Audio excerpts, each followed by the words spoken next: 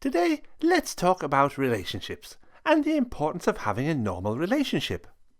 Wait a minute. Is there such a thing as a normal relationship? Why overthink this? Why should you even care if your relationship is what you call normal? Who can be the judge, anyway? I think you underestimate the importance of normal. Let's talk about this.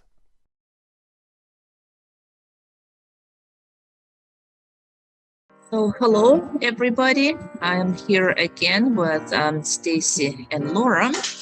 And so the topic for today is, what is a normal relationship? We're going to be talking about relationships over the next few weeks. So that's where we're going to start, a normal relationship. What are your thoughts? Is there such a thing as a normal relationship? No. No? Thanks. Really? Yeah, Why do you say that? I mean, there's no perfect relationship in the world. You know, you're always going to have something that you don't like about your partner.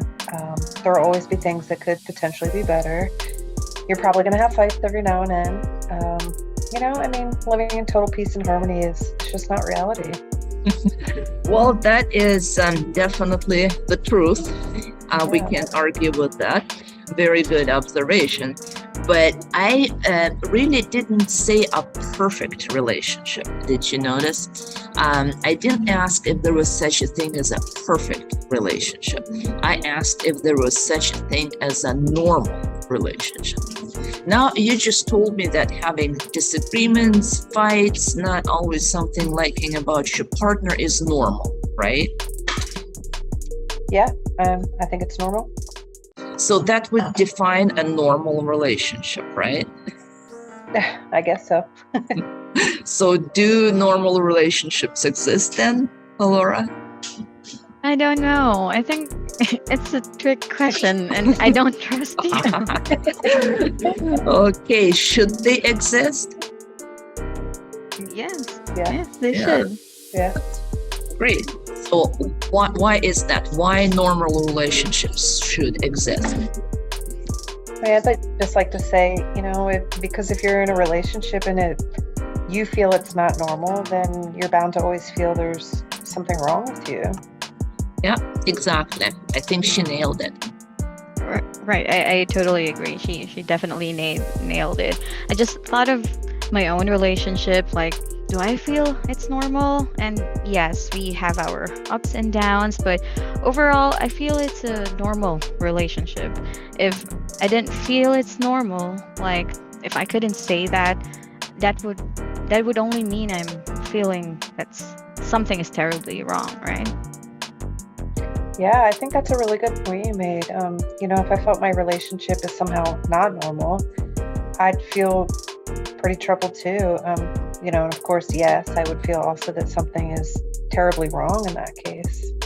Right. And that's exactly what I was talking about. Thinking of myself as suddenly finding myself in a relationship that I couldn't think as a normal, associates with fear, danger, and possibly even abuse to me. Mm-hmm. Exactly. Yeah. Power of associations, by the way. You've been definitely listening. We've talked a lot about associations and how they're telltale signs of what's going on in our life inside of us. Sometimes something that we may not always realize is going on. But yeah, everything that you guys said is spot on, and I totally agree. That when you can't say that your relationship is normal, then there's something terribly wrong. I mean, to the point of abuse. There's something not, there's a red flag in there. But isn't it interesting that when we first hear the question about normal relationships, like, is it a reality or not?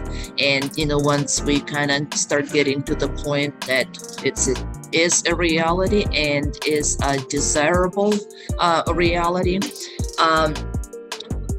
then there's still this type of hesitance. It's like, is normal even a thing?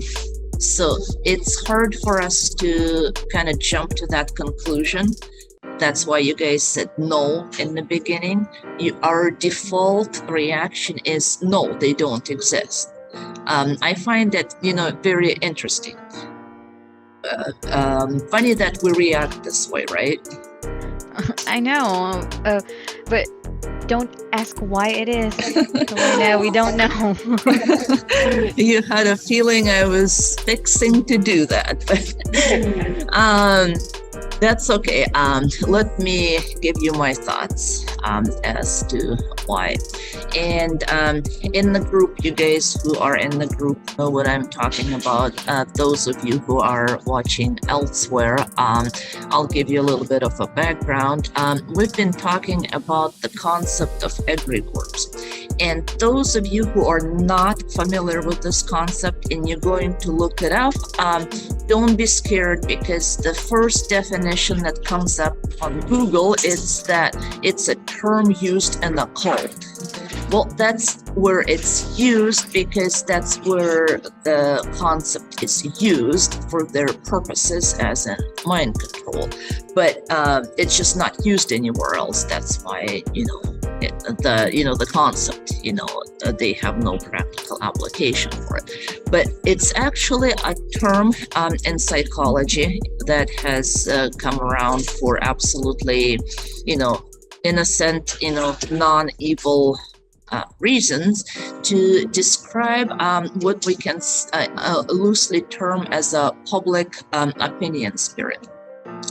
To give you an example, let's say you and your boyfriend are at your parents' house. There is a certain egregore in there of their opinion, expectations of how they feel. So you're the same person, but you are going to be acting a little bit different, as opposed to if you were with the same boyfriend, but let's say at a club or at a bar. And then the egregore, kind of the public spirit and expectations, and the behavioral norms are different. And so even though your norms and your views don't change from one place to another, and you're still being yourself in both places, you're going to be acting different, you're going to be reacting different, you're probably going to be laughing at different jokes. So that is going to affect you. So that's what an egregore is. It's kind of the power of public opinion, but it's more than that. And that's why we don't just say opinion. There is an energy to it. There is definitely an energy to it, and that's why it is so strong and so powerful. So, but let's get back to the question of what we're talking about, and why the concept of normal relationship sometimes kind of rings a bell to us, is that that may not be something that exists or should exist. And so public opinions, obviously, they vary from the environment of your parents' home to a bar to a whole country, and they change with times, and certain times have certain egregores that dominate. To give you an example, back in Dark Ages, when Catholic Church was the dominant egregore, eventually it came to the point of, I'm sure you've heard of Holy Inquisition. They were burning people at the stake, those who would speak something contrary to the dogma that they had, and that felt perfectly fine, and the world rolled with that because that was dominating. Once that was gone, I think we as the world kind of bounced to overcompensate to another side of that spectrum. And that's what I'm getting at, is that right now in our day and time, we have developed an egregore that kind of dictates that there is no absolute truth, there is no absolute anything, there is no absolute right and wrong. It's all your personal opinion. So that is kind of the dominating egregore that we're living. But however, egregores are very powerful, and they're definitely real. But they, however, are not 100% right ever. Just because the Holy Inquisition egregore was very powerful, obviously it was also very wrong. So just the fact that this is the dominating public spirit of opinion really does not speak for the validity of what we have. So they may be dominant and they may be powerful, but they are not always right. And usually, it's never 100% right. In our science of association, we are discovering that the idea of absolutes not existing when it comes to the normal versus not normal, or true versus not true, those absolutes do exist, contrary to popular belief, contrary to the opinion, the notion that we have under this egregore. Give you very simplistic examples. For example, the sky is indeed blue. It's an absolute. It's a truth. It exists. That's what it is. Mississippi River, I can't talk today. Mississippi, that's a challenge for a lot of people, by the way. But Mississippi River does flow into the Caribbean. Again, it either does or it does not. Again, it's the absolute true versus not true that does exist. Going to the concept of normal, if we have 2 arms and 10 fingers, it's normal. Anything that is less or more is not normal. And how do we know? Because if we have less than 10 fingers, then it's a handicap. We can't do certain things. We can't write, we can't do jewelry. If we have more than 10 fingers, then you're a mutant. If you're a mutant, you're going to have other health problems, guaranteed, because it's a deviation from normal. So those things do exist. And when it comes to relationships, what we're talking about, let's recall our earlier discussion. What is the idea that we associated with not normal relationship? What were those associations? What did associate it with for you? For me, fear. Fear? Yeah, and danger and pain. Exactly. So possibly even abuse, I think Laura said. Yeah. So this is why normal is important. Just like, less than 10 fingers or more, when we deviate from normal, we're going to start having problems. And same thing is true about relationships. If it's not normal and we start stepping away from that concept, that is a signal to our psyche, to everything in our physical and emotional being, that we're stepping away from the plumb line, the way it was designed to function at its optimal, and we're going to have problems. And the biggest thing, though, I want to circle back to the public opinion, to the egregore part that has a different dominating opinion right now, that, let's not seek out, normals and truths. The biggest problem with that is that instead of encouraging us to understand what that optimal is, the optimal normal, the normal plumb line at which our relationship is the most rewarding, that feels the best, we get the best out of it. Instead of seeking out what that is and striving to bring ourselves to that particular position. Instead, we are putting our effort into trying to justify why it's not. Because after all, if there's no normal, if it is what it is, it's just a matter of opinion. And so instead of saying, hey, maybe I need to correct something and change something, the effort is at accepting what it is, even though it may not be the best, and then things go south from there. So if it's a matter of perception and normal does not exist, then basically anything goes. And instead of correcting our issue, our effort is aimed at trying to change the consequences and trying to change how we feel about them, the feelings that are associated with the consequences.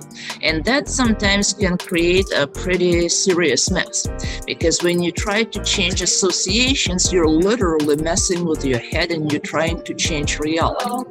Because as we all know, these are very strong connections, which are between associations and what really is, and oftentimes we don't even consciously realize what's there, but associations tell us.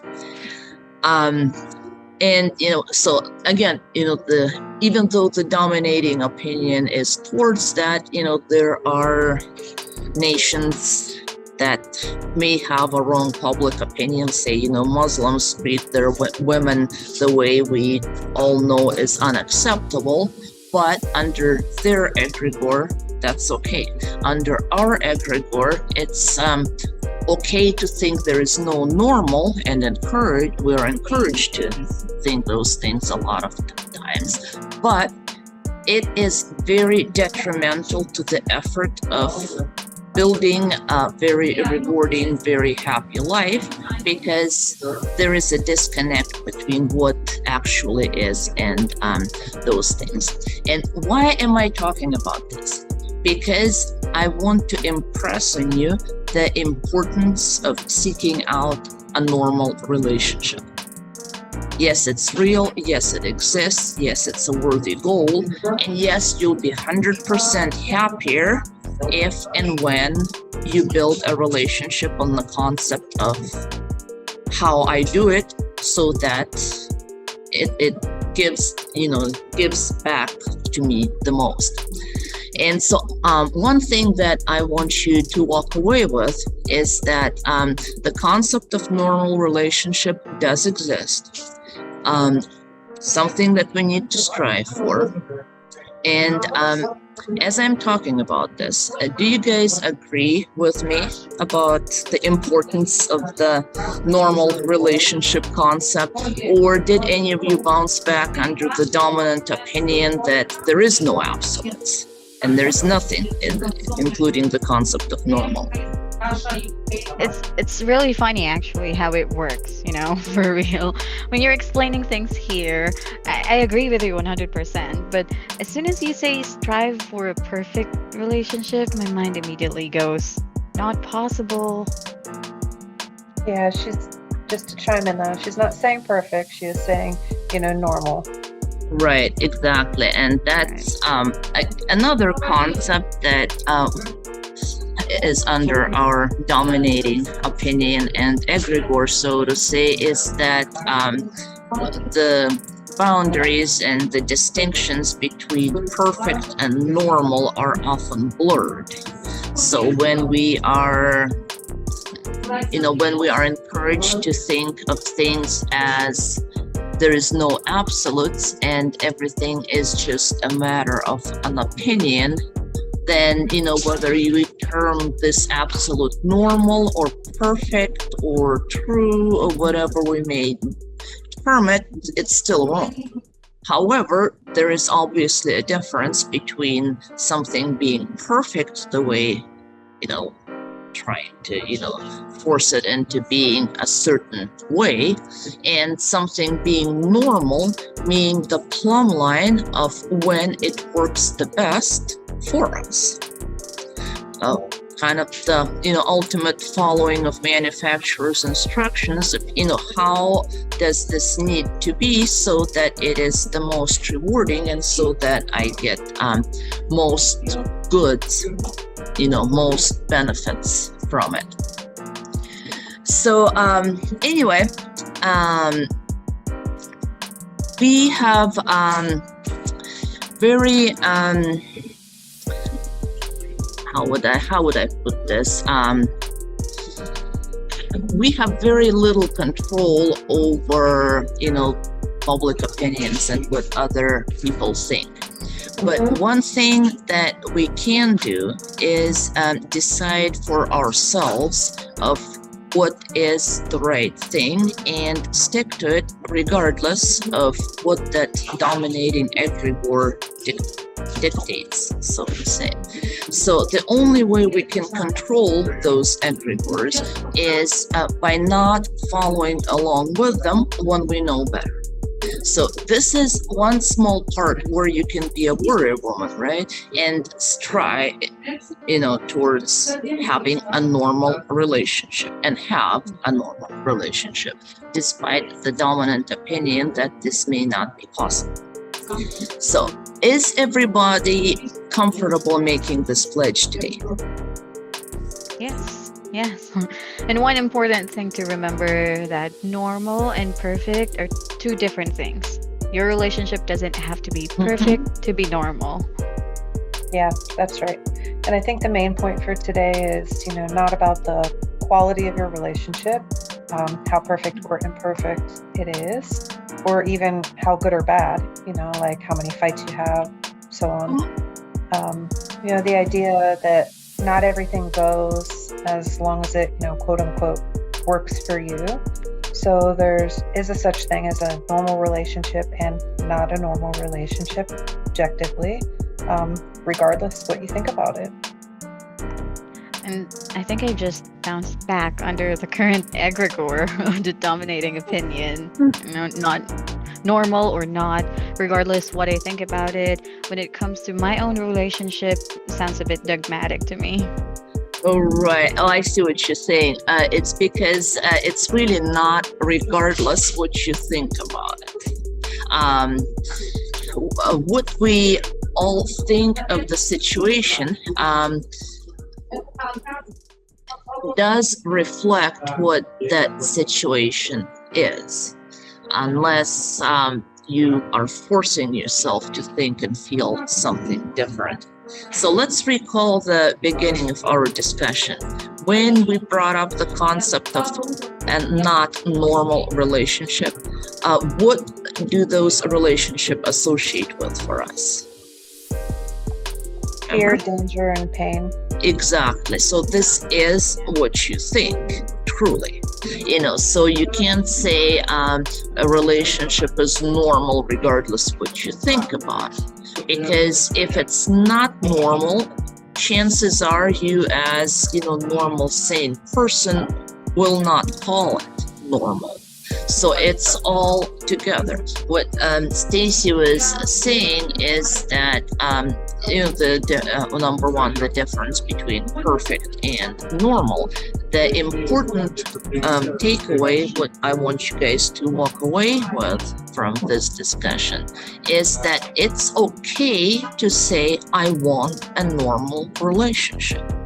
And a normal relationship is going to feel good, and it's going to have all the positive associations associated with it, as opposed to fear, danger, and whatnot, which are actually signals of something that's going wrong.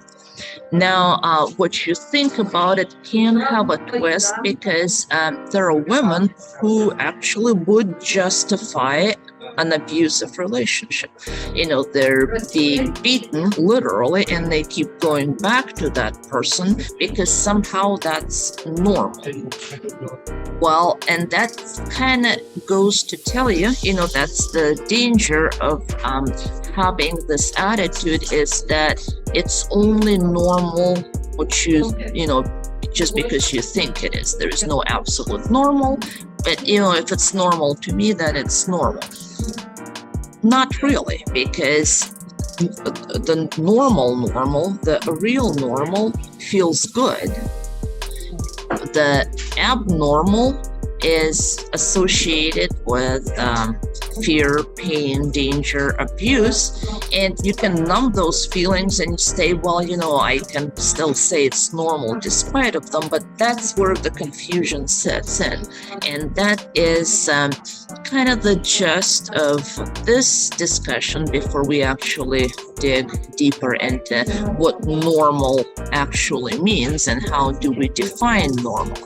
This is why we're spending a whole separate lecture on just the concept itself, is because it's so easy to jump back and say, oh no, it's just a matter of opinion and what you like and what you don't like.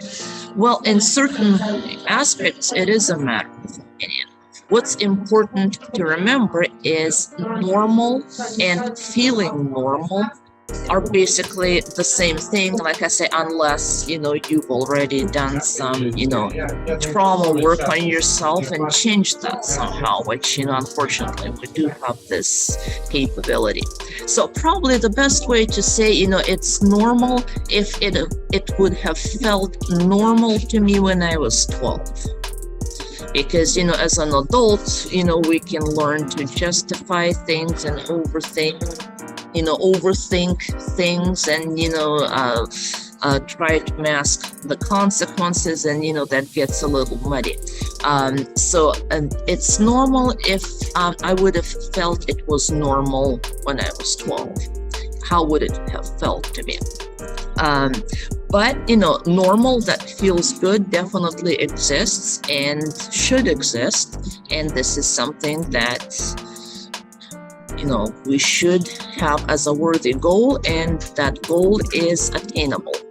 So next series of lectures we are going to be talking more about that, and we are going to define what exactly goes into a relationship being normal. We already know it's not ever having fights, and it's not ever having disagreements, and it's not being always on cloud nine and being always in love with your feelings never cooling down. I mean, that's, I think, is actually a description of insanity, just brain damaged idiot who is always happy, never sheds a tear,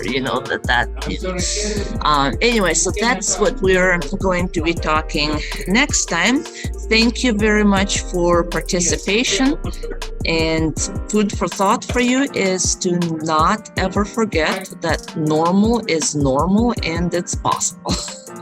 And so, normal life is everyone's inalienable right, same as food, air, or freedom. Normal is your birthright. In the next video, we will define what normal is. And no, it's not a matter of mine or your opinion. You'll be in for a great discovery. You'll be in for a revelation.